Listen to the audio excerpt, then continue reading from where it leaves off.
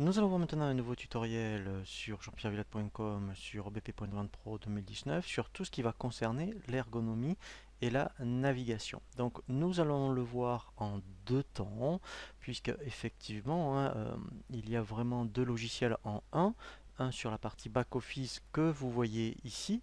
Donc là nous allons vraiment aborder dans un premier temps l'ergonomie du back-office. De toute façon il faut absolument commencer par ça. Donc c'est la première formation vidéo que je vous propose. Et ensuite, alors lorsque l'on clique sur ce petit bouton ici, on bascule, vous voyez, sur la partie front office. Mais en fait, on va le voir donc dans un second temps. Donc on va aborder l'ergonomie et la navigation sur le front office dans un second temps. Donc là, ce qui m'importe dans un premier temps, puisque c'est la priorité, puisqu'il faut absolument tout mettre en place sur le back office pour pouvoir après effectivement utiliser le front office. Nous allons voir donc l'ergonomie ici du back-office. Donc lorsque vous lancez EBP pour une vente Pro 2019, alors bien sûr je ne parle pas lorsqu'on se connecte éventuellement en tant que vendeur pour accéder directement au front office, donc ça on le verra en détail.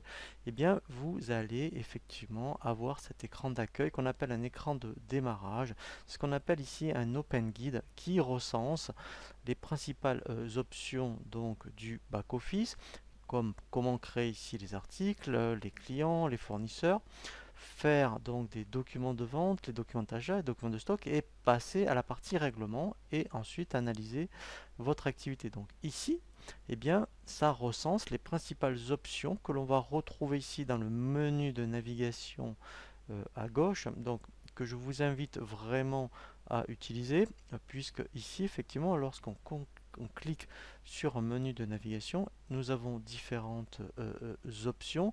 Donc effectivement, lorsqu'on clique par exemple sur vente, c'est ici que vous allez pouvoir par exemple créer tout ce qui concerne les documents de vente, les clients, donc ça on le revient en détail, faire les règlements, pareil pour les achats, donc on a le même principe et à chaque fois que l'on clique sur ici un menu de navigation, on a un Open Gig qui recense les options de ce menu. Donc là par exemple, dans le menu achat, et bien ici on a par exemple pour créer un fournisseur, faire les demandes de prix, les factures et les règlements. Donc ça, c'est ce qui va être recensé ici. Donc là, en fait, on a toutes les options du menu et là, on a les options principales. Et à chaque fois que l'on clique dans un menu de navigation, nous avons ici des tâches.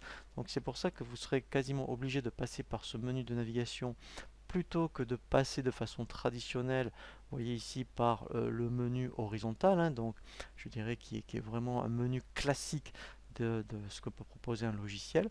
Mais là, ce que je vous conseille pour optimiser l'utilisation du logiciel, déjà sur la partie back office, eh bien c'est d'utiliser ce menu de navigation à gauche. Et ensuite, l'intérêt, c'est que effectivement, il y a beaucoup d'options qui sont recensées dans chaque menu. Vous allez pouvoir vous créer un menu personnalisé grâce aux favoris. Donc systématiquement, lorsque il y a une option qui vous intéresse et que vous êtes sûr systématiquement d'utiliser régulièrement dans le mois, vous pouvez la mettre en favori. Donc ici, par exemple, je fais bouton droit, ajouter aux favoris.